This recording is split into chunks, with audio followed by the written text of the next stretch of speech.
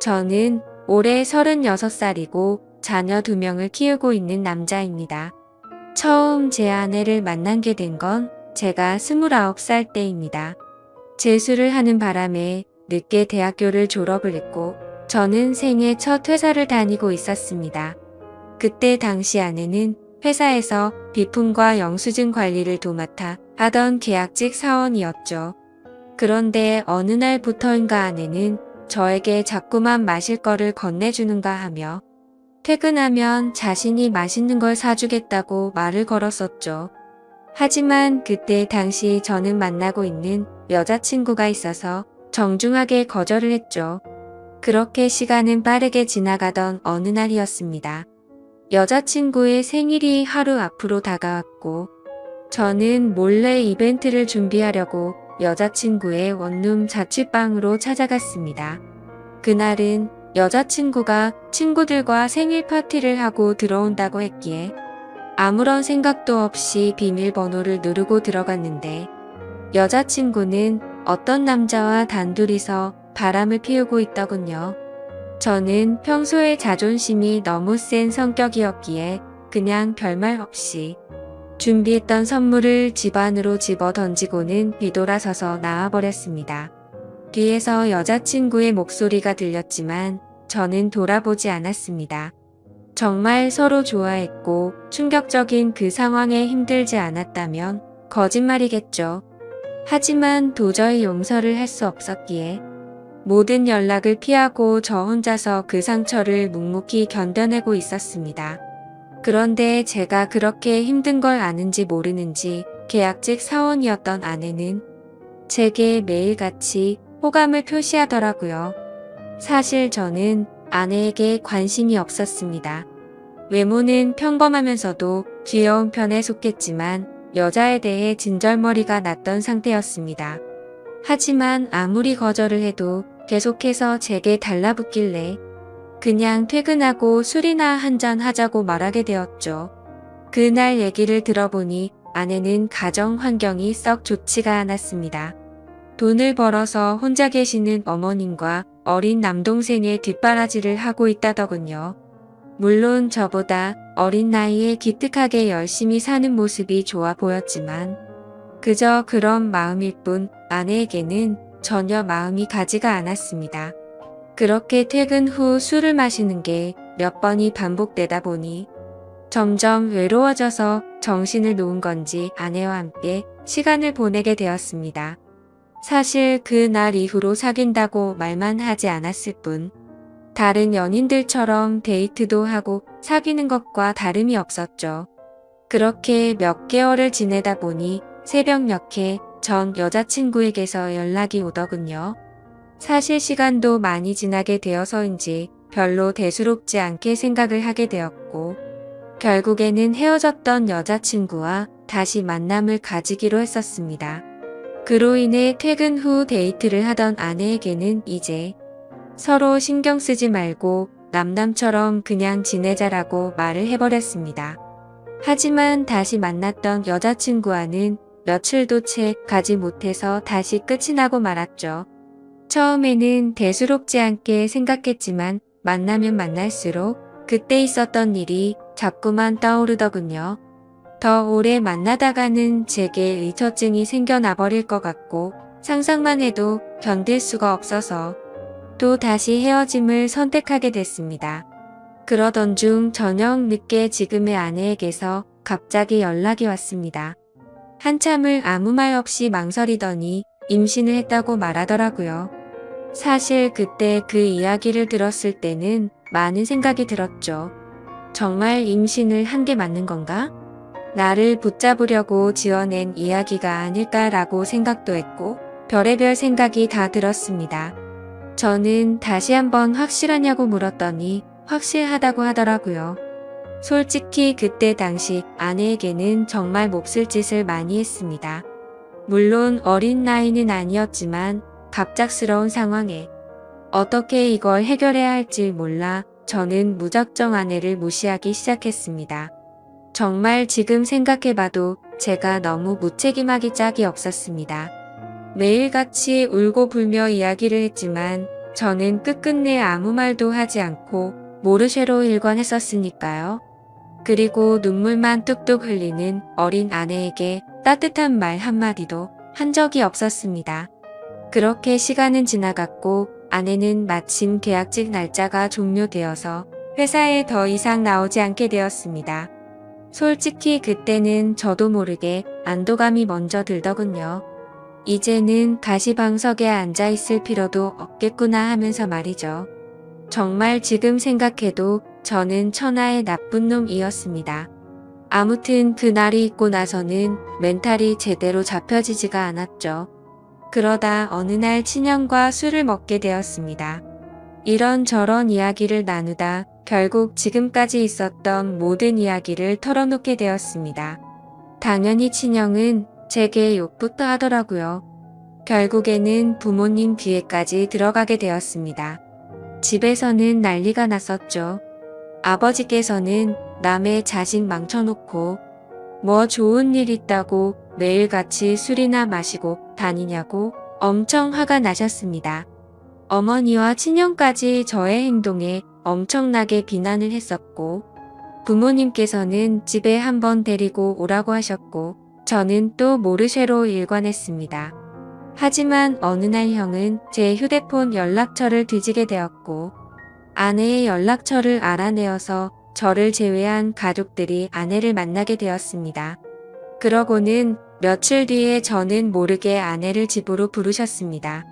저는 당연히 아무 생각 없이 친구들과 술을 마시고 늦게 집으로 들어갔는데 제 아내가 집에 와 있어서 정말 얼마나 깜짝 놀랐는지 모릅니다. 일단 어쩔 수 없이 저는 아내와 나란히 부모님 앞에 앉게 되었고 부모님께서는 앞으로 어떻게 할 거냐고 화를 내셨습니다. 저는 그냥 술김에 짜증도 나고 이 상황을 빨리 벗어나고 싶은 마음이 컸습니다. 그래서 홧김에 저는 그냥 결혼할 테니까 더 이상 좀 그만하라고 앞으로 이 문제로 왈가불가 하지 말아 달라고 말했습니다.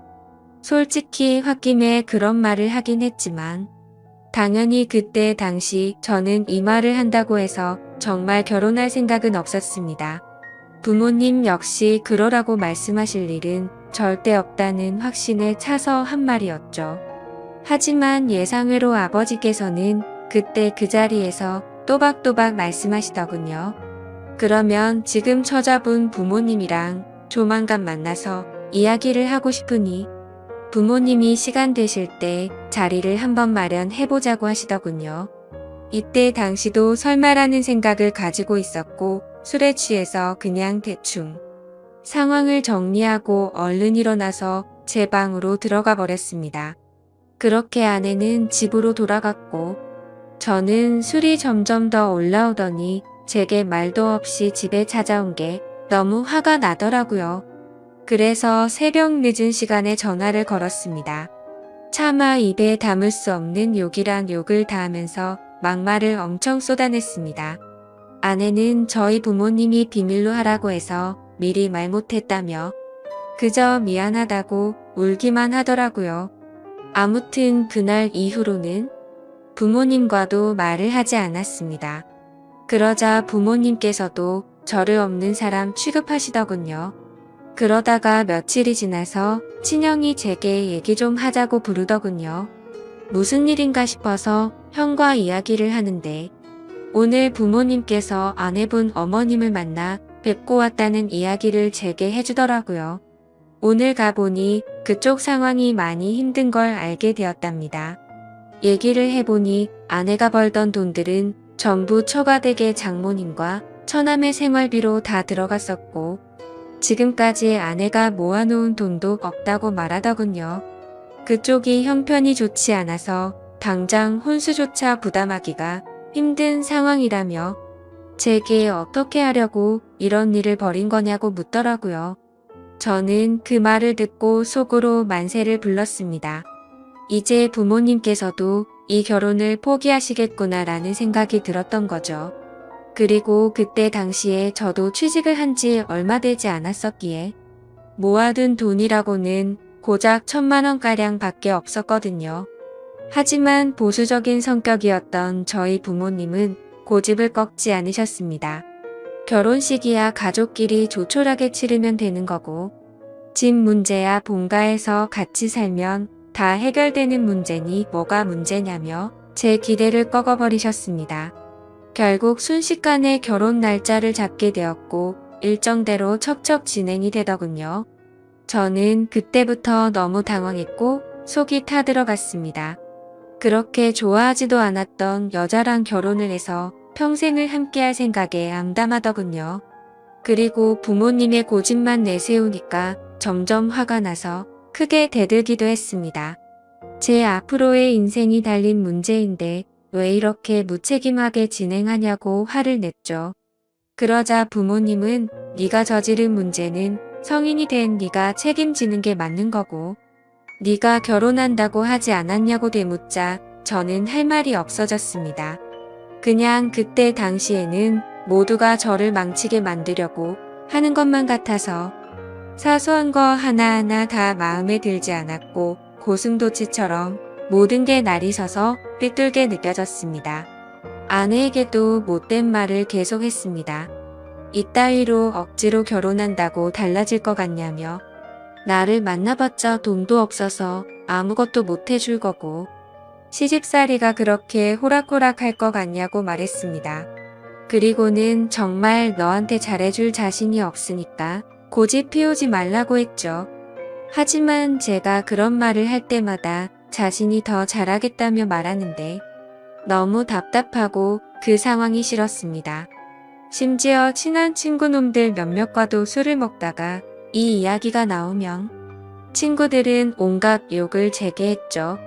그래서 점점 이 일로부터 자유로워지고 싶다는 생각이 들기 시작했고, 결국 제 책임을 통감하고 모든 사람의 뜻대로 그냥 결혼을 하기로 마음을 먹었습니다. 하지만 너무 삐뚤어져 있었던 저는 그렇게 마음을 먹고도 막말을 입에 달고 살았죠. 부모님께는 잘 살 자신이 없으니 행복한 결혼 생활을 할 거라는 기대는 하지도 말라고 했고, 아내에게도 늘 차갑게 몹쓸 말들을 많이 했습니다.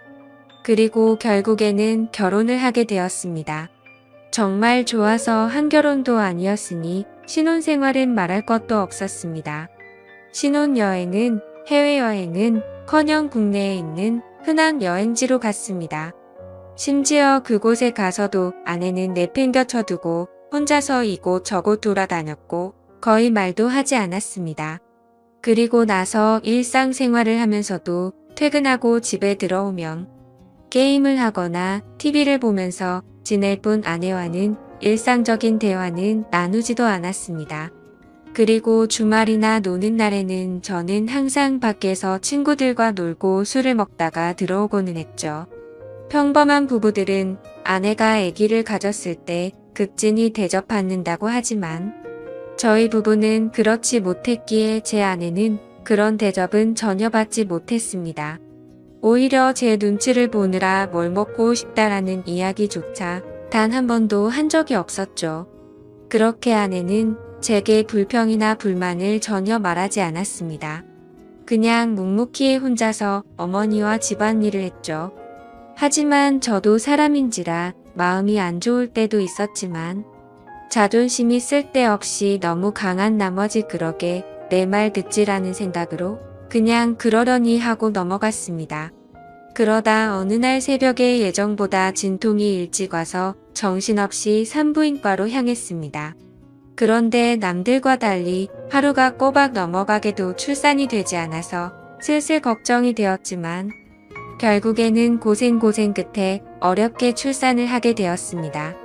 출산 후 지쳐 누워있는 아내를 보고 있는데 저도 모르게 갑자기 울컥해서 눈물이 나더군요.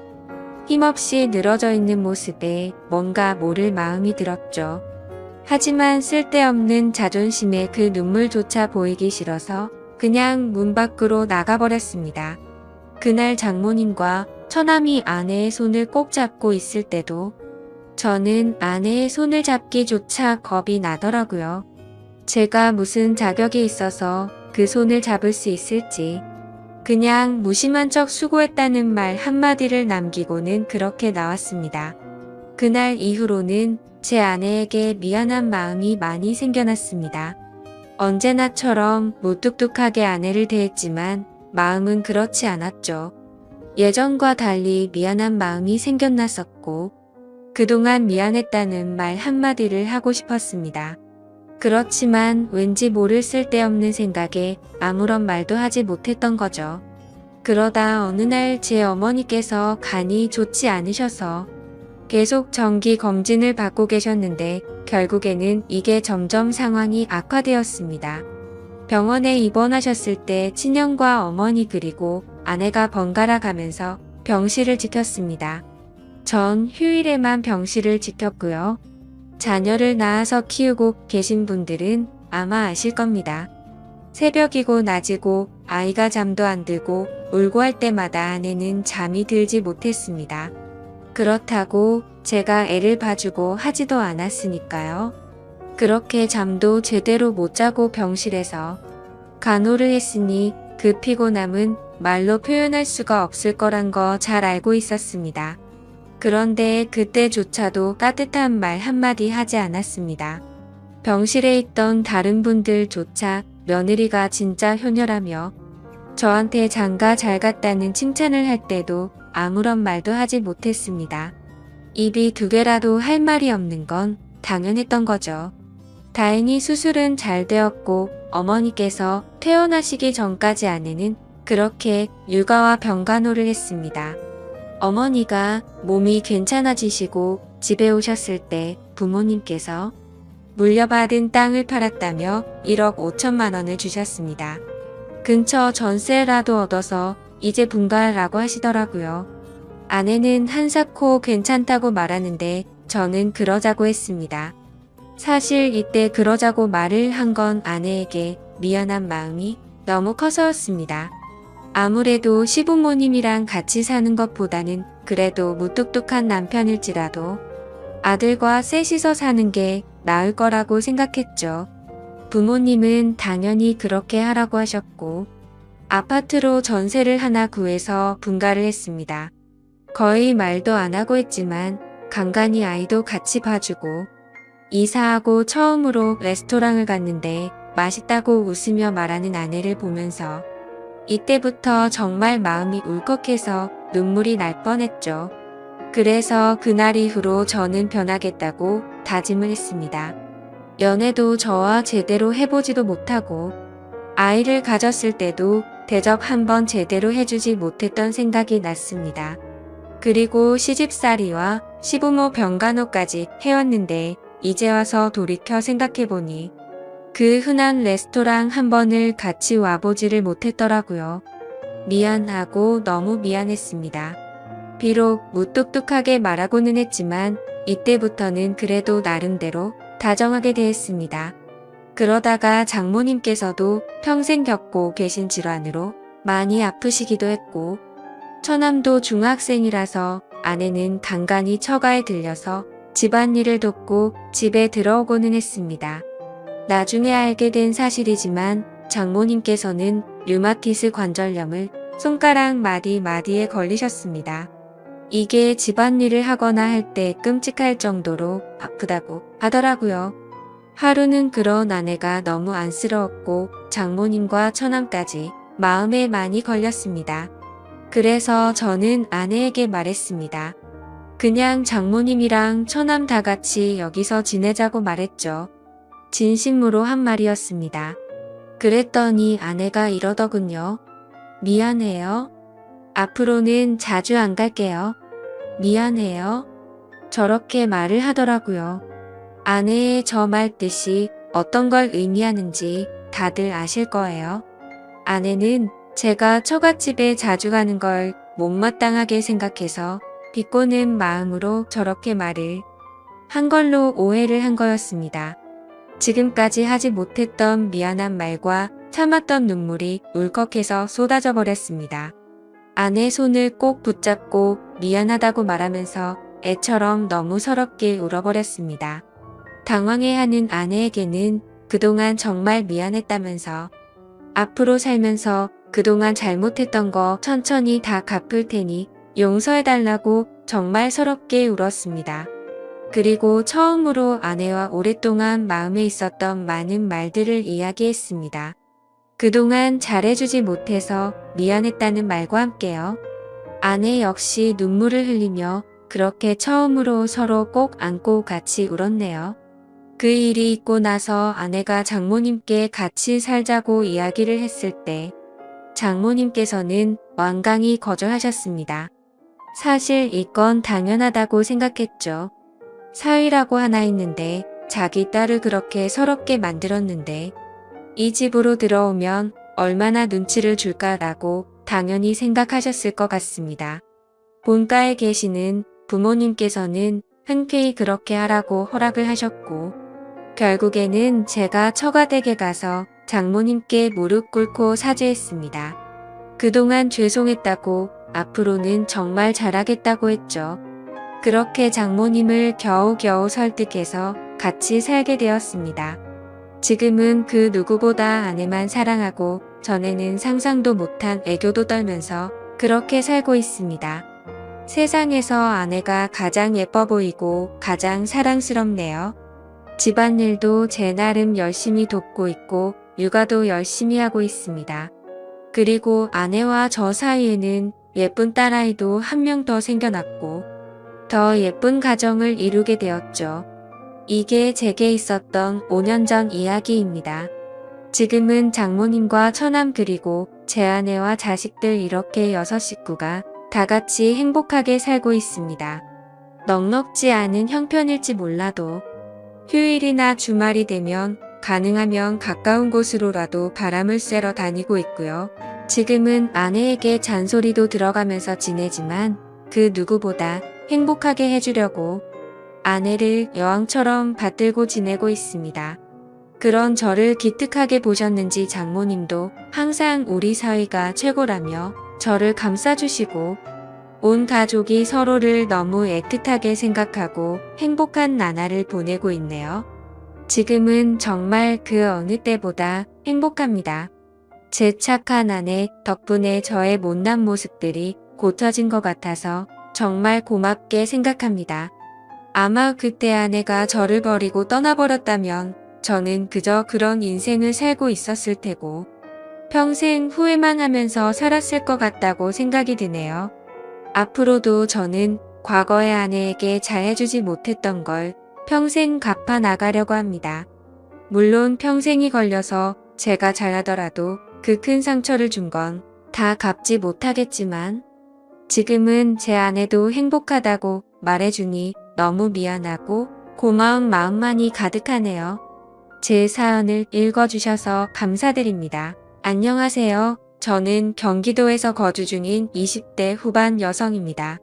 늦지 않은 나이에 결혼을 했고 지금은 출산한 지 4개월이 된 아기를 키우고 있습니다.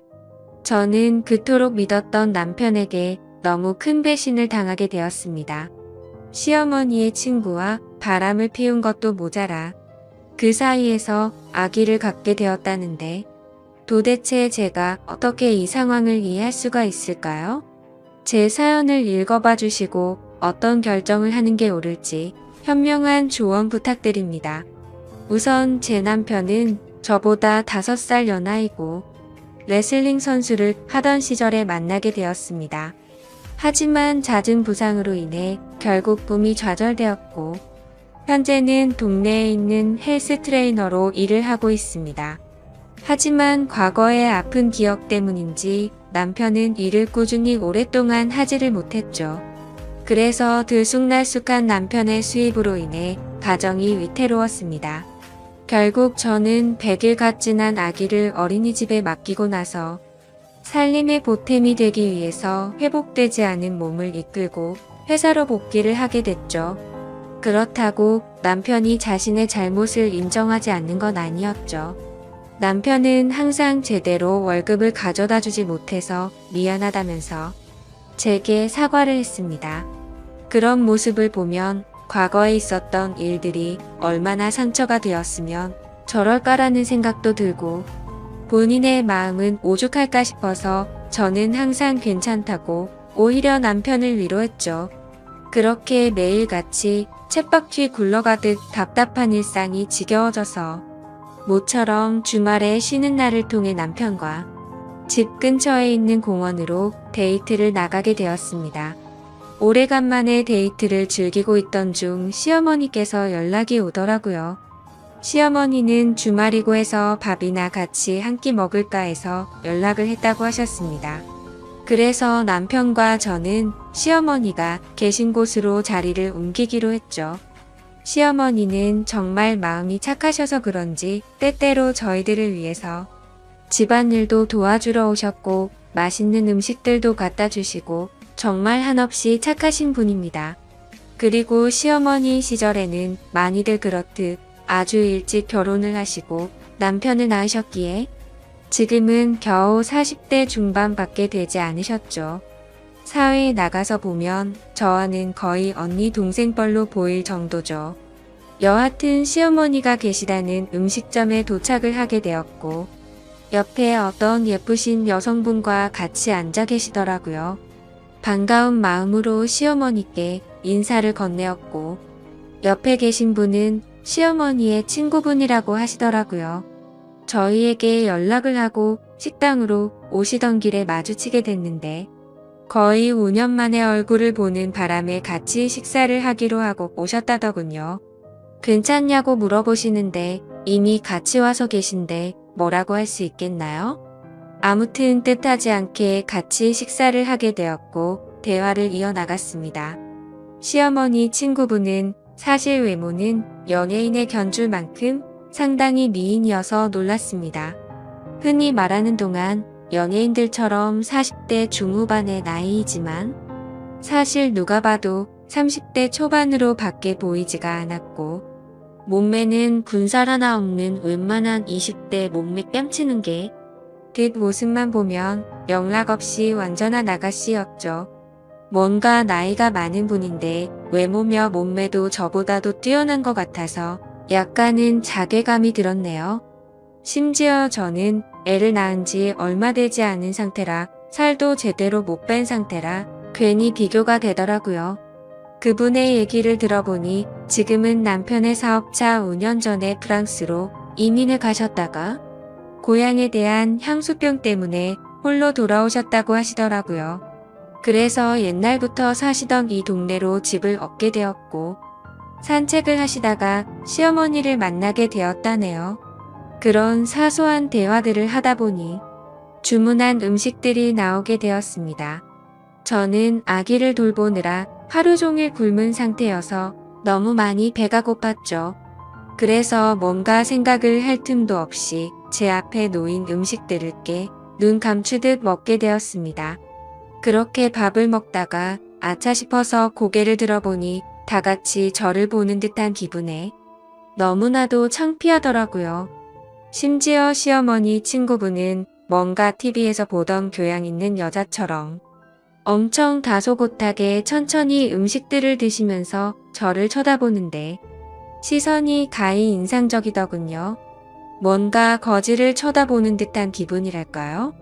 그러더니 누가 안 뺏어 먹으니까 천천히 먹으라고. 그렇게 급하게 먹으면 먹는 게 다 살로 가는 거라고 하는데 뭔가 비꼬는 듯한 말투여서 괜히 기분이 좋지가 않아졌죠. 누가 들어도 기분이 나쁠 만한 말투의 제 남편은 제 편을 들어줬습니다. 지금은 아이 때문에 잠도 제대로 못 자고 밥도 제때 못 먹어서 그런 거라고 말해주더군요. 와이프도 아기 갖기 전까지는 운동 꾸준히 해서 엄청 날씬했다고 했죠. 그러자 그분은 혼잣말로 중얼거리듯이 임신한다고 다 저렇게 되나? 임산부라고 막무가내로 먹게 되면 이렇게 나중에 관리가 힘들어지지라고 하더군요. 그 말에 저는 기분이 너무 더러워졌고 더 이상은 밥맛이 떨어져서 수저를 내려놓고 말았습니다. 그래도 명색이 시어머니가 아는 분인데 기분 나쁘다고 뭐라고 할 수도 없는 노릇이고 어차피 오늘 잠깐 보고 나면 다시는 볼 일 없는 사람인데 라고 생각하고 그냥 꾹 참고 넘어갔습니다. 뭔가 집에 들어와서도 아까 들었던 재수없는 말에 기분이 굉장히 불쾌했고 화장실로 들어가서 거울을 보고 있자니 제 스스로가 한심해서 한숨이 나왔습니다. 하지만 저는 모유 수유를 하는 중이었기에 제가 끼니를 대충 먹을 수도 없는 노릇이었죠. 그렇게 아기를 위해서 당분간만이다 라는 생각을 갖고 스스로를 위안했습니다. 그로부터 며칠 뒤의 일입니다. 퇴근을 하고 집에 들어와서 집안 청소를 하고 아기에게 모유수유까지 하고 나니까 너무 배가 고파지더라고요. 남편이 마침 집에 들어와서 같이 식사를 하자고 하고서 식사를 차리고 있었습니다. 그런데 너무 배가 고픈 나머지 음식을 차리면서 한두 개씩 집어 먹었죠. 그러자 그 모습을 보면서 식사 차려서 같이 먹으면 되는데 그걸 그렇게 못 참냐고 핀잔을 주더니 깊은 한숨을 쉬더라고요. 그러더니 며칠 전에 만났던 어머니 친구분 말씀 듣고도 아무렇지 않았냐고 저를 건들더군요. 저는 그날은 제가 한 행동이 잘못되었다란 걸 알았기에 그냥 대충 웃으면서 넘어갔습니다. 하지만 남편은 예전과 다르게 점점 저에게 온갖 트집을 잡는 것 같았습니다. 음식을 조금씩만 먹으라는 둥 이제 슬슬 같이 운동해야 하지 않겠냐고 하더군요. 그러다가 결국 저는 분노가 터지고야 말았습니다. 나도 내 자신이 창피하고 힘든 거 아는데 모유 수유하느라 그런 건데 왜 자꾸 건드리냐고 화를 냈습니다. 그러자 남편도 제게 도리어 화를 내더라고요. 다른 임산부들도 전부 다 너처럼 살이 많이 찌냐고 묻더라고요. 사실 반박은 하지 못했지만 남편이 미웠습니다. 제가 어릴 때부터 통통한 편이어서 저는 조금만 먹어도 엄청 살이 찌는 체질이었거든요. 그래서 처녀 시절에는 하루에 운동을 매일 2시간씩 하면서 겨우 몸매를 유지할 정도였습니다. 물론 관리를 못한 제 잘못도 있었겠지만 너무 서운했습니다. 저도 남편이 힘들어해서 회사에도 빨리 나가게 되었고 퇴근하고 집에 들어오면 집안 살림에 육아까지 너무나도 많이 지치고 힘들었기 때문이죠. 그런데 그런 마음을 전혀 몰라주고 살쪘다고 구박하니 눈물이 날 뻔했습니다. 때마침 남편은 기어코 불난 집에 기름을 붓더라고요. 어머니 친구분 못 봤냐고 그분은 그 나이에도 그렇게 피부 관리도 잘하시고 몸매 관리도 잘하시는데 어떻게 너는 매번 이렇게 핑계만 대냐고 하더군요. 저도 결국 화가 터져서 소리쳤습니다. 어머니 친구분은 쉽게 관리가 된 것 같냐고 다 돈이 있으니까 그 외모 유지하는 거라고 했죠. 시간에 여유가 넘치니까 운동도 다니고 피부 관리며 성형이며 돈 써서 하는 거라고 말했습니다. 전 그러면 그분 남편처럼 당신도 나 편하게 살 수 있게 돈을 많이 가져다 주고 말하라고. 나도 돈만 많으면 집에서 살림하면서 시간 내서 운동도 다니고 피부 관리 받고 성형도 해서 예뻐질 수도 있다고 화를 냈습니다. 그러자 남편도 굉장히 분했는지 질린다는 표정으로 저를 쳐다보고는 방으로 들어가더군요. 저도 너무 비참했습니다. 하루 종일 고생하고 뭐 좀 주워 먹었다고 그러는데 밥맛이 뚝 떨어지는 게 내가 이런 취급을 받으면서 저런 남편이랑 살 가치가 있을까 생각이 들었습니다. 하지만 부부싸움은 칼로 물베기로 말하듯이 나쁜 말들을 내뱉고 나니 마음이 안 좋았습니다. 남편은 화가 나서인지 주말인데 아침 일찍부터 집에서 나가고 없더라고요. 저는 그냥 그래도 어쩌겠어 평생 같이 살 남편인데 라는 마음으로 화해를 하려고 도시락이라도 갖다 줘야겠다 싶어서 도시락을 준비했습니다. 식사 시간에 맞춰서 저는 남편이 일하고 있는 헬스장으로 찾아갔죠. 그런데 아무리 둘러봐도 남편이 보이지가 않아서 같이 일하는 트레이너분에게 물었습니다. 혹시 오늘 남편 출근 안 했냐고 물어보니 오늘은 일이 있어서 쉰다고 하더라고요. 기껏 도시락을 열심히 싸서 화해하러 왔는데 제게 말도 없이 휴가를 내고 어디를 갔나 싶어서 너무 허탈하고 짜증이 났습니다. 그래서 곧장 전화를 했는데 받지도 않더라고요. 하루 종일 연락하고 문자를 보냈는데도 답장 한 통 없더니 그날 저녁이 다 되어서야 연락이 오더군요. 친구 아버님이 돌아가셔서 급하게 와서 정신없이 있느라 연락도 못했답니다. 오늘은 여기서 같이 조문객 받고 내일 새벽 일찍 올라갈 테니 걱정 말고 자라고 하더라고요. 그때는 그냥 그런가 보다 했었습니다. 다음날 남편이 집에 들어와서 어제 도시락 가지고 갔었다고 말하니 남편은 너무 미안해하면서 자신이 못되게 말한 게 미안하다고 저를 꼭 안아주더라고요. 그날 저희는 늘 그렇듯 그렇게 화해를 하게 되었습니다. 하지만 그 사과는 가증스러운 남편의 이중적인 모습이었죠. 그날로부터 몇 주 정도가 지난 뒤에 저는 남편과 같이 퇴근하고 집에 들어가려고 남편이 일하고 있는 피트니스 센터로 찾아갔습니다. 남편은 개인 PT 수업을 진행하고 있었고 뒤에서 보니 참 곱디 고운 자태를 가진 여성분을 가르치고 있더라고요. 매일같이 저런 몸매 좋은 여자들을 가르치니까 내가 얼마나 한심해 보일까 생각이 들었죠. 그런데 그 여성분의 얼굴을 보고 저는 깜짝 놀랐습니다. 전에 우연히 마주쳤었던 시어머니의 친구분이더라고요. 저는 애써 괜찮은 척 데스크 앞에서 남편을 기다렸습니다. 멀리서 지켜보니 가관이더군요.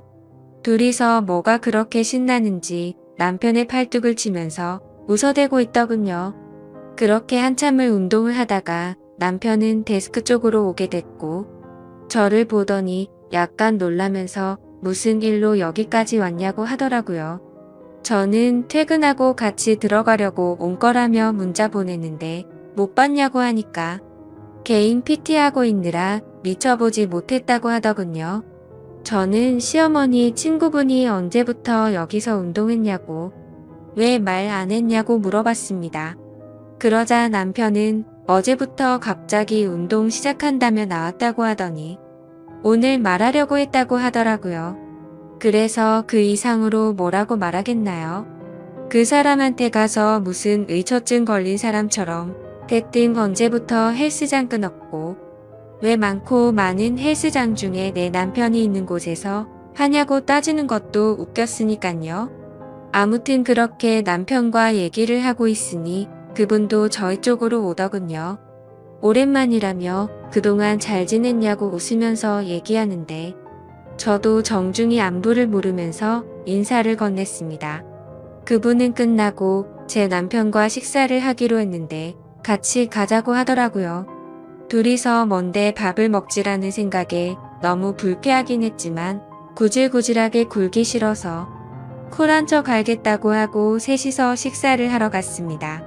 근데 식사를 시작하려는 찰나부터 제 신경을 긁더군요. 우리가 처음 본 지도 벌써 한 달 정도가 됐죠? 라며 아직도 운동은 시작 못하셨나 보네요 하면서 웃는데 괜히 따라왔나 싶었습니다. 울컥해서 면전에 대고 욕을 내뱉을 뻔했거든요. 저는 그 말에 너무 열이 받아서 그때부터는 저도 참지 않기로 했습니다.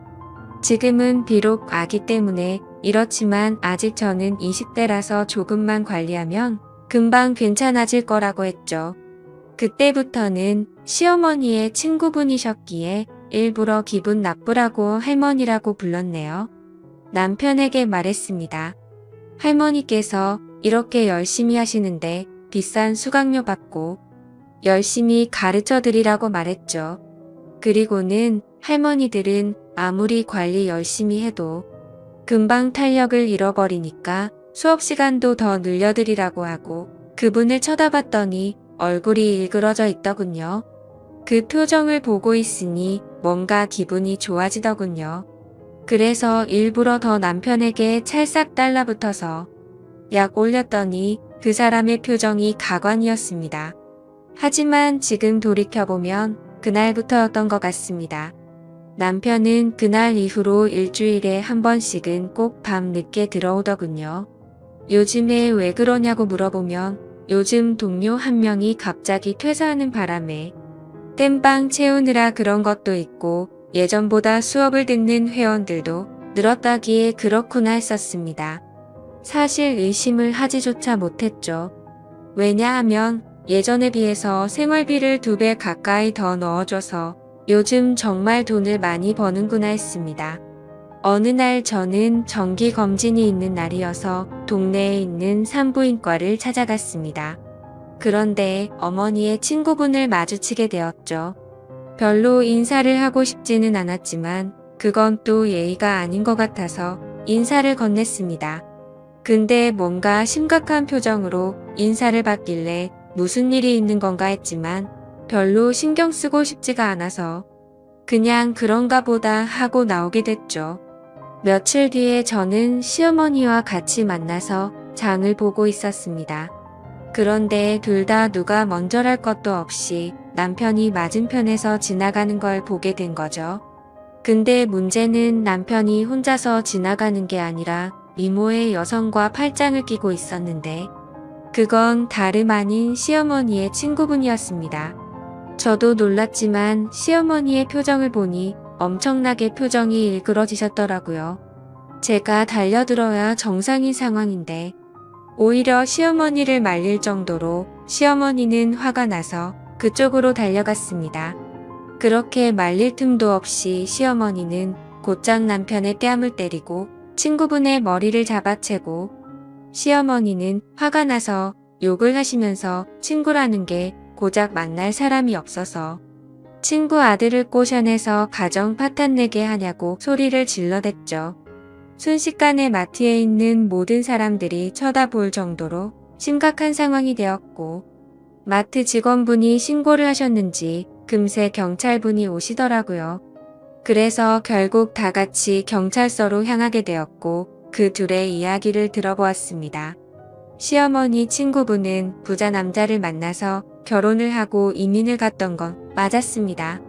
하지만 단순히 고향이 생각나서 귀국을 했던 건 아니었고 프랑스에서 하루하루가 너무 지옥 같았답니다. 결혼 전에는 상냥했던 남편이 결혼을 하자마자 점점 막대하기 시작하더니 하루가 멀다 하고 술을 마시고 난리를 쳤다고 하더라고요. 그래서 결국에는 도저히 참지 못하고 이혼을 하게 되었고 다시 한국으로 돌아왔다고 했습니다. 그런데 우연치 않게 귀국한 지 며칠 되지 않았는데 저희를 만났답니다. 너무 마음에 큰 상처를 받았는데 그날 남편이 저에게 음식도 떠주고 저를 보호해주는 모습을 보고 예전에 자신의 비참했던 모습이 떠오르면서 서글펐다네요. 그리고서 며칠 뒤에 남편이 있는 헬스장에 등록을 하게 되었고 그날 술을 마시고 자기도 모르게 사고를 쳤다고 다 털어놓더군요. 그 얘기를 듣고 깨달았습니다. 남편이란 놈은 모든 게 다 거짓말 짓거리를 했다는 걸요. 친구분의 아버지가 돌아가셨다고 한날 이 여자와 불륜 짓을 했던 거였고 얼마 전 헬스장에서 마주쳤을 때 전날 등록했다고 한 것도 다 거짓이었던 거죠. 그런데 그 다음으로 한 말이 더 충격적인 말이었습니다. 자신도 잘못된 만남인 걸 알고 헤어지려고 했었답니다.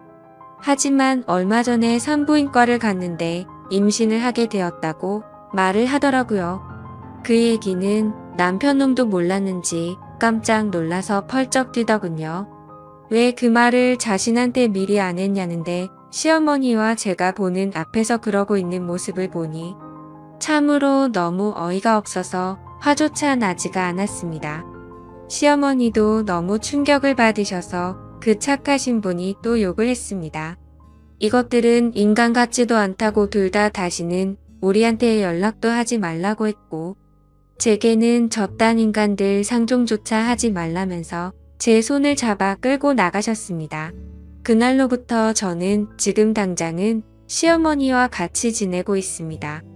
남편은 매일같이 찾아와서 죄송하다고 말하는데 시어머니는 너무 안당하셔서 절대로 대문조차 열어주지 않고 계신 상황입니다. 그리고 남편은 제게 매일같이 문자로 사과를 하고 있네요. 정말 호기심에 단 한 번의 실수를 했을 뿐이지 내가 어떻게 저런 사람이랑 평생을 생각하고 만났겠냐며. 그때는 자신이 미쳐버린 거라며 자신은 저밖에 없다며 제발 용서해달라고 하네요. 그리고 무엇보다도 우리의 딸아이 이름을 말하는데 마음이 철렁하더라고요. 사실 저도 어릴 때 아버지를 일찍 겨이고 자라서 그런지 아버지에 대한 그리움이 많았습니다. 그렇기에 저와는 달리 제 딸아이가 화목한 가정에서 두 부모님 밑에서 자라게 해주겠다고 아기를 낳을 때 다짐을 했었거든요. 근데 그때는 이렇게 남편이 바람을 필 거라고는 생각조차 못했었네요. 아무튼 그 문제도 문제지만 저는 남편에게 물었죠. 그 사람이 임신했다는 거 못 들었냐고, 이미 상황은 돌이킬 수가 없는 거 아니냐고 했습니다. 그 말을 듣고 남편은 한참 동안 아무 말도 못하더니 그 아이는 그 여자가 키울 거라고 했답니다. 지금은 서로가 연락도 하지 않고 있다고 말하는데 정말 그 말이 사실인지도 모르겠고, 당장은 이 상황을 만든 남편이 너무 믿고 원망스럽더군요. 솔직히 말해서 제 딸아이가 아니었으면 뒤도 돌아보지 않고 이혼을 했을 겁니다. 하지만 제 딸아이를 생각하면 어떻게 하는 게 옳을지 도저히 판단이 서지를 않고 제 마음을 저도 모르겠네요. 시어머니도 지금은 저렇게 아들을 내치고 제 곁에서 위로를 해주시지만 지금 마음이 어떻게 평생 갈 수가 있을까요? 결국에는 저는 며느리일 뿐이고 남편이 없으면 남일 뿐인데 말이죠. 저는 어떻게 하는 게 좋을지 잘 모르겠습니다. 여러분들이라면 이 상황에 어떻게 하는 게 가장 옳은 선택이라고 생각하시나요? 부디 현명한 말씀 부탁드릴게요. 감사합니다. 안녕하세요. 저는 현재 결혼 3년 차가 되었고 한창 신혼생활을 즐기고 있는 남성입니다. 사실 이 얘기를 할까 말까 망설였습니다. 하지만 저 혼자만의 생각으로 되돌릴 수 없는 일을 저지른다면 나중에 너무 큰 후회가 되지 않을까 싶어서 글을 남기게 되었습니다. 이야기를 시작하기에 앞서서 제 고민을 말씀드리면, 저는 제 아내를 옆에 두고 있지만 계속해서 장모님이 생각나서 미칠 것 같습니다. 제 이야기를 읽어봐 주시고 어떻게 하는 게 현명할지 좋은 말씀 부탁드립니다. 저는 원래 가진 것 없는 흙수저 출신입니다. 그래서 돈에 관심이 굉장히 많았고 사업에 큰 뜻이 있었죠. 어릴 때는 공부도 썩 잘하지 못했고 할 줄 아는 거라고는 운동밖에 없었습니다. 그렇게 자라오다 보니 저는 자연스럽게 헬스 트레이너라는 직업이 생겼죠. 결국 저는 남들보다 열심히 살았습니다. 몇 년 동안을 열심히 돈을 모았고 결국에는 동네에 작은 헬스장을 차리게 되었죠. 참 작지만 나름대로는 의미가 깊은 곳이었습니다. 앞으로의 삶에 큰 기대도 주었고 지금의 아내도 그곳에서 만났으니까요. 아무쪼록 처음에는 영업이 잘 된 덕분에 승승장구할 것만 같았습니다. 그래서 큰 걱정 없이 지금의 제 아내와 결혼까지 하게 되었죠. 하지만 생각처럼 삶을 녹록지가 않더군요. 헬스장을 운영하다 보니 경영악화로 인해서 회원들은 줄어들었고 결국에는 모아둔 돈은 바닥이 나서 빈털터리 신세로 결국 폐업을 하게 되었습니다. 정말 앞날이 깜깜했고 스트레스로 탈모까지 진행될 정도로 너무 많이 힘들었습니다. 그렇게 힘든 시기에 저희 부부에게 손을 내밀어 준 분이 있었는데 그게 바로 장모님이었습니다. 그때는 일단 당장 저희가 살던 집을 정리해서 빚을 다 갚았고 당장 마땅히 갈 곳이 없어서 숙박업소에 전전긍긍하던 시절입니다. 그런 저희 소식을 듣게 된 장모님이 연락이 오시더군요. 장모님 댁에서 함께 살면서 다시 시작하는 건 어떻겠냐고 말씀을 해주셨습니다. 저는 그 말씀에 너무 감사한 마음이 컸지만 오히려 제 아내는 장모님 댁에 들어가는 것을 반대하더군요. 사실은 아내가 반대할 만한 이유가 있었습니다. 다들 아내가 친정으로 들어간다고 하면 좋아할 거라고 생각하시겠지만 아내는 그렇지 않은 게 장모님과 별로 사이가 좋지 않았기 때문이죠. 왜냐하면 장모님은 아내의 친엄마가 아니라 새엄마였기 때문입니다. 장모님은 아내가 20살이 되었을 때 재혼을 하셨는데 아버지는 재혼한 지 2년도 채 안 되어서 돌아가셨다고 했습니다.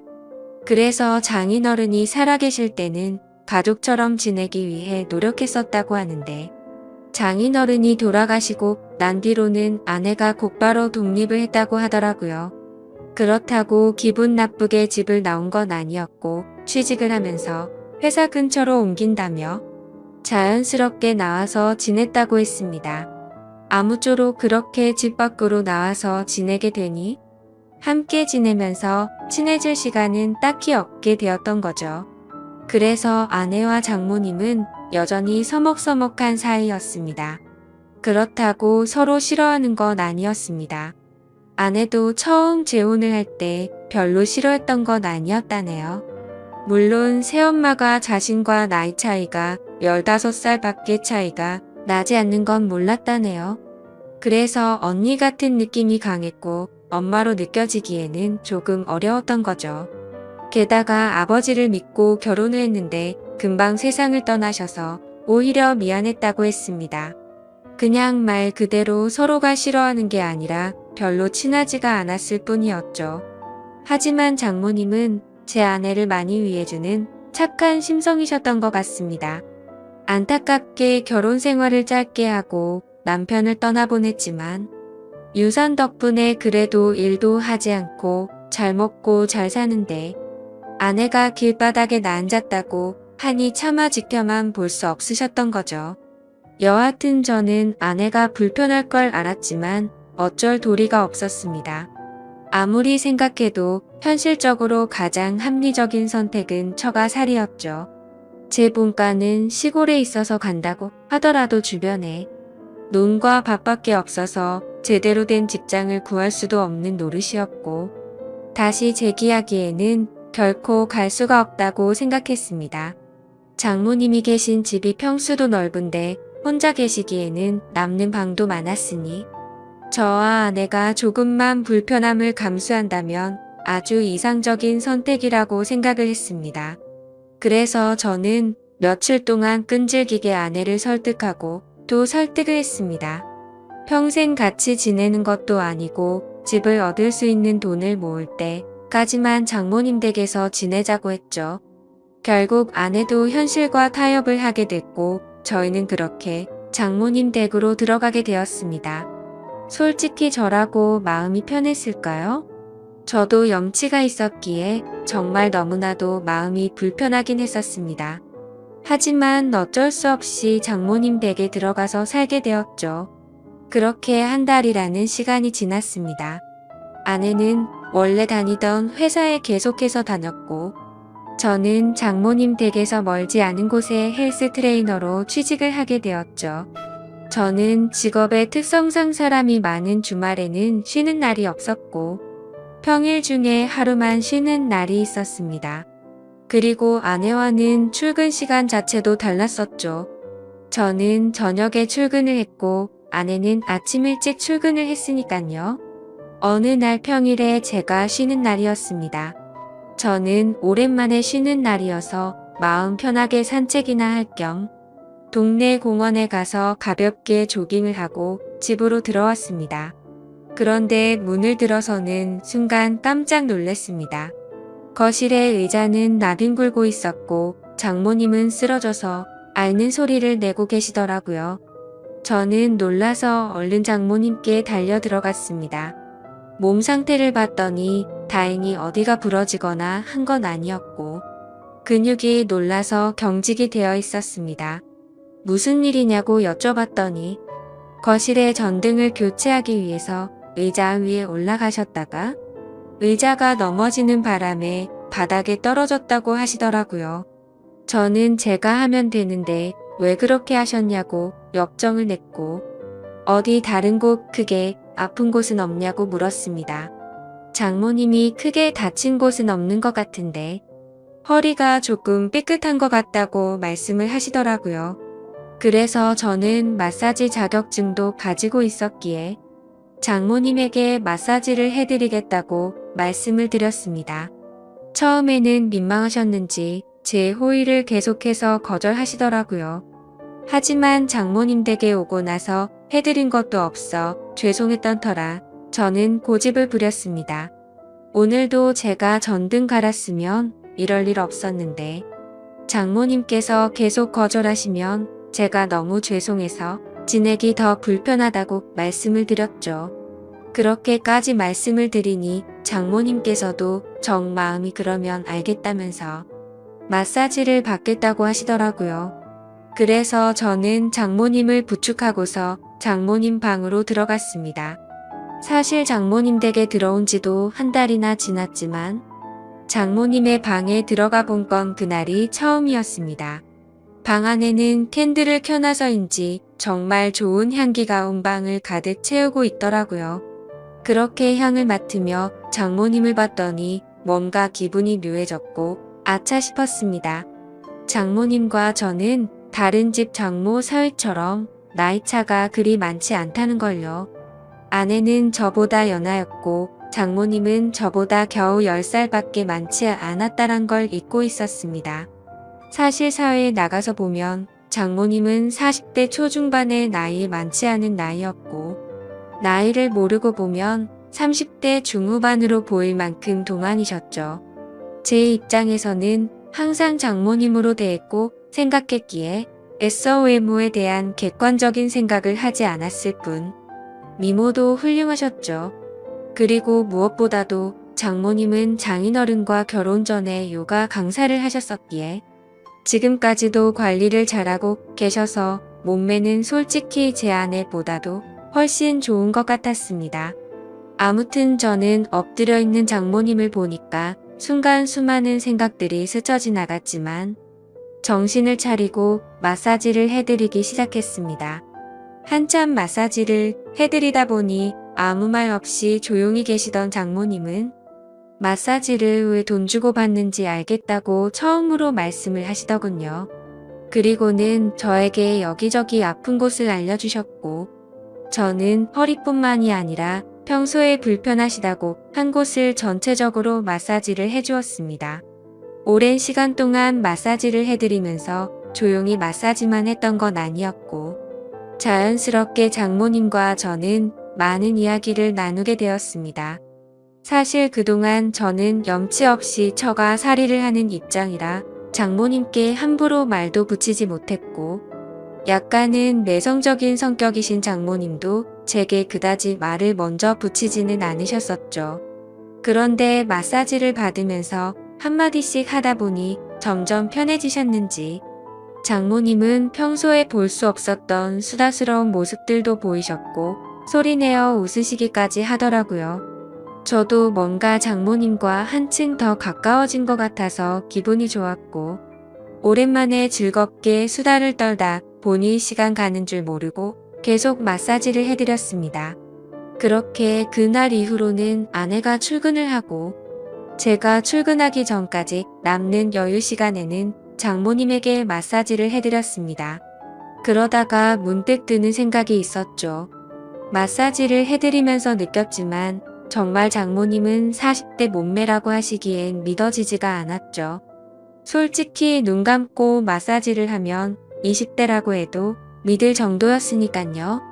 하지만 감히 장모님에게 결코 그런 생각을 해서는 안 된다고 정신줄을 바로잡고는 했습니다. 여하튼 거의 매일같이 장모님께 마사지를 해드리다 보니 장모님과 저는 급속도로 친해지게 되었죠. 그러다 보니 장모님은 평소와는 다른 모습들을 많이 보여주더라고요. 평소 장모님은 내성적이신 성격에 말도 없고 조용한 분이신 줄 알았는데 점점 말씀도 많아지셨고 장난도 많이 치시는 모습이 보이더군요. 나이와 맞지 않게 티 없이 맑은 그런 해맑은 성격이라고 느꼈습니다. 장모님은 최근에도 어떤 남자가 자기에게 연락처를 물었는데 거절했다는 이야기부터 시작해서 장인어른을 처음 만나게 되었던 이야기들과 갑작스럽게 떠나보내고 슬펐던 이야기들까지 제게 숨기는 거 없이 말씀을 해주시더군요. 그러다 한 번은 저에 대해서 말하는 것이었습니다. 처음에 제 아내가 저를 데리고 장모님께 인사를 드리러 왔을 때 다른 건 몰라도 제 몸을 보고 아주 마음에 들었다고 말씀하시더라고요. 제가 너무 듬직해 보였고 몸 좋은 사람들이 자기 관리를 잘하는 사람이라고 생각한다며 저의 첫인상을 정말 좋게 보셨다고 말씀을 해주시더라고요. 그러다 장모님은 저에게 짓궂은 농담을 던지셨습니다. 그런데 자신의 경험상 이렇게 몸 좋은 사람들 중에 밤에는 힘을 못 쓰는 사람이 허다해서 걱정이었는데 이틀 전에 그 걱정을 덜게 되셨다고 하더라고요. 저는 무슨 말인가 생각을 한참 하다가 깜짝 놀랐습니다. 이틀 전이라면 아내와 제가 이세를 갖기 위해서 사랑을 나눴던 날이었습니다. 그렇다면 저와 아내가 사랑을 나누는 소리를 장모님이 다 들으셨다는 건데 저는 민망하기도 하고 부끄럽기도 해서 아무 말도 못하고 있었죠. 그러자 장모님은 갑자기 웃으시면서 부부 사이에 당연한 일을 한 건데 그렇게 부끄러워하지 않아도 된다고 말씀을 하시더라고요. 그러시고는 제 아내가 부럽다고 말씀을 하셨습니다. 자신은 지금 혼자 지내게 된 지도 벌써 많은 시간이 지나다 보니 외롭다고 하시더군요. 그러다가 장모님은 갑자기 제 팔뚝을 어루만지시면서 이런 튼실한 팔뚝을 가진 남자가 곁에 있다는 건 정말 부러운 일이라고 말씀을 하셨죠. 그날 이후부터는 장모님의 장난스러운 스킨십은 계속되었습니다. 저도 기분이 썩 나쁘지는 않았죠. 솔직히 말해서 좋다고 생각도 했었습니다. 하지만 이러다가는 큰 일이 벌어지겠다고 생각을 했고 장모님에게는 저의 근무 시간이 바뀌었다고 거짓말을 했습니다. 그날부터는 저는 아내와 함께 출근을 하게 되었고 아내가 퇴근하는 시간을 맞춰서 같이 집으로 들어갔었죠. 그렇게 저는 가정의 평화를 위해 장모님과의 거리를 두기 시작했습니다. 장모님도 제가 아내와 함께 있으니 둘이 있을 때처럼 함부로 장난을 치지는 못하셨고 별 탈 없이 시간이 흘러가고 있었죠. 그러다 며칠 뒤 저는 아침에 아내와 함께 출근을 하기 위해 집 밖으로 나왔고 마땅히 갈 곳이 없어서 집 근처 커피숍에서 휴대폰을 하면서 시간을 보내고 있었습니다. 그런데 갑자기 장모님에게 전화가 오더군요. 무슨 일이지 싶어서 전화를 받았더니 장모님은 제게 어디냐고 물으시더라고요. 저는 지금 헬스장에서 일을 하고 있다고 했죠. 그러자 장모님은 요즘 헬스장에서는 무슨 커피도 파냐고 묻더라고요. 저는 그 말에 무슨 말을 하시는 거지 싶어서 고개를 들었더니 커피숍 입구 쪽에서 저를 노려보고 있는 장모님을 발견하고 말았습니다. 그리고는 장모님은 아무 말도 안 하시고 전화를 끊으시고는 밖으로 나가버리셨죠. 그날 이후로는 정말 집안 분위기가 엉망진창이 되었습니다. 그렇지 않아도 서먹서먹한 분위기였는데 그때부터는 한기까지 느껴질 정도였죠. 그래서 저는 하루하루가 바늘방석에 앉아서 생활하는 것처럼 너무 많이 불편했었습니다. 그렇게 불편한 나날을 보낸 지도 몇 주가 지나갔고 아내는 회사 워크숍이 있어서 1박 2일로 자리를 비운다고 하더군요. 저는 어색한 걸 너무 싫어하는 성격이라 솔직히 그때부터 너무 초조했고 미칠 것 같았습니다. 차라리 친구들을 만나서 밤새도록 술이나 먹고 들어올까부터 시작해서 여행이라도 다녀온다고 할까 등 수많은 여러 가지 생각을 했지만 아내가 자리를 비울 때 기회다 싶어서 같이 자리를 비우면 일을 더 악화시킬 것 같아서 차마 그런 방법을 선택할 수는 없겠더라고요. 그래서 저는 장모님과 이런 불편한 관계로 계속해서 지낼 수는 없는 노릇이었기에 결국 정면 돌파를 하기로 마음을 먹게 되었습니다. 저는 아내가 워크숍을 간 날 삼겹살과 소주 등 장모님께서 좋아할 만한 것들을 잔뜩 사들고서 집으로 들어갔습니다. 장모님의 방 문을 노크하면서 장모님께 그동안 죄송했다며 함께 먹자고 말씀을 드렸죠. 하지만 제게 많이 화가 나신 장모님은 대꾸도 하지 않으시더라고요. 그래서 저는 간곡히 계속해서 부탁을 드렸고 결국에는 장모님은 제 성화에 모시겨 식탁에 앉으셨습니다.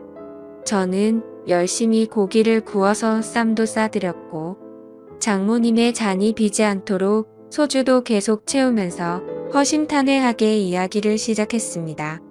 장모님께서는 장난이라고 제 몸을 계속 만지시는데 솔직히 저한테는 정말 부담스러운 일이었다고 했죠. 그러자 장모님은 그게 그렇게 싫어서 거짓말까지 하고 그랬냐고. 그냥 싫으면 싫다고 하지 그랬으면 굳이 안 했을 텐데 왜 이상한 사람을 만드냐고 화를 내셨습니다. 저는 또 화가 나신 장모님을 보면서 당황한 나머지 사실 싫어서 그랬던 것 아니었다고 했죠. 그런데 그 말을 하자마자 아차 싶었습니다. 장모님은 곧바로 싫은 게 아니면 뭐냐고 물으셨습니다. 이런 말씀드리기 그렇지만 사실 장모님께서 저를 만지실 때마다 좀 느낌이 이상했다고 했죠. 장모님은 그때부터 뭔가 표정이 달라지시더니 무슨 느낌이 이상하냐고 했습니다. 그래서 저도 술도 취했겠다. 그동안 억울했던 마음도 있었던 터라 생각 없이 말을 내뱉기 시작했습니다. 장모님처럼 젊으시고 예쁘신 분이 저를 만지시니까 당연히 이상한 생각이 들고 그랬다고. 저도 남자인데 아무렇지 않은 게 이상하지 않겠냐고 필터를 거치지 않고 마구 말을 했죠. 그 말을 하는 순간 분위기는 순식간에 얼어붙어 버렸고 그 대화를 마지막으로 장모님과 저는 그냥 연신 술만 마시기 시작했습니다. 그래서 저는 분위기를 만회하고자 장모님에게 시덥지 않은 농담을 던지기 시작했지만 분위기는 쉽사리 나아지지 않더라고요. 그렇게 술만 연신들이 붙다 보니 저도 모르게 정신이 왔다 갔다 할 만큼 술이 올라오기 시작했습니다. 근데 갑자기 장모님은 실수로 옷에 음료수를 쏟게 되셨고 옷을 갈아입고 오신다고 하더니 방으로 들어가셨습니다. 그래서 저는 혼자서 술을 계속 마시고 있었죠. 그렇게 몇 분이 지나서는 장모님 방에 문이 열려서 고개를 들었는데 저는 깜짝 놀라서 들고 있던 술잔을 놓쳐버릴 뻔했습니다. 장모님은 차마 입에 담지 못할 그런 복장으로 갈아입으시고는 저에게 다가와서 조용히 말했습니다. 나 지금 많이 취해서 기억이 하나도 안 날 것 같아. 너도 그렇지 않냐며 제게 묻더라고요. 저도 술에 취한 나머지 그렇다고 고개를 끄덕였습니다. 그랬더니 장모님은 갑자기 제게 다가오셔서는 우리 오늘은 기억에서 지우자 하고는 저를 끌어안았습니다. 장모님과 저는 그렇게 술에 취해서인지 무언가에 홀렸던 건지 결코 돌이킬 수 없는 실수를 저지르고 말았던 겁니다. 다음 날 아침 숙취로 인해 두통을 겪으면서 일어났는데 순간 어제 있었던 일이 생각나면서 너무 두려웠죠. 저는 장모님이 깰까봐 조용히 밖으로 나와서 평상시처럼 식탁을 치우고 샤워를 했습니다. 제가 샤워를 하던 중에 장모님도 일어나셨는지 평상시와 다름없이 제가 먹을 아침을 차려주셨습니다. 그날부터 저와 장모님은 더 어색한 사이가 되었습니다. 마주칠까봐 서로가 서로를 피하는 듯한 느낌이었죠. 그렇게 며칠이 지나게 되었고 장모님은 따로 아내를 부르더니 통장을 하나 건네주었습니다. 좋은 집은 아니어도 오피스텔 보증금 정도는 될 것 같다면서 줬다고 하더군요. 그렇게 그날 이후로 저와 아내는 장모님 댁에서 나오게 되었고 새로운 오피스텔을 얻어서 지내고 있습니다. 그로부터 벌써 한 달이라는 시간이 지났습니다. 정말 그날 일은 잊으려고 무던히도 애써봤고 사실 금방 잊혀질 거라고 생각했습니다. 그런데 제가 정말 미쳐버린 건지 그날 있었던 일이 너무 생생하고 그립다고나 할까요? 정말 제가 이래서는 안 되는데 제 아내를 옆에 두고서 저는 장모님이 계속해서 생각나서 미쳐버릴 것 같습니다. 차마 이런 생각을 하는 것조차 욕을 먹어 마땅한 그런 일인 걸 잘 알지만 사람 마음이라는 게 수학 공식처럼 답이 정해져 있는 게 아니잖아요. 장모님의 얼굴을 한 번 더 보고 나면 제 마음이 착각을 했구나 생각할 수도 있을 것 같은데 용기를 내서 장모님에게 연락을 하는 게 맞을지 어떻게 해야 할지를 잘 모르겠네요. 다른 분들이라면 어떻게 하실 것 같으신가요? 그냥 얼굴만 보는 건데 크게 문제가 되진 않을 것 같고 연락을 해보는 게 맞을까요?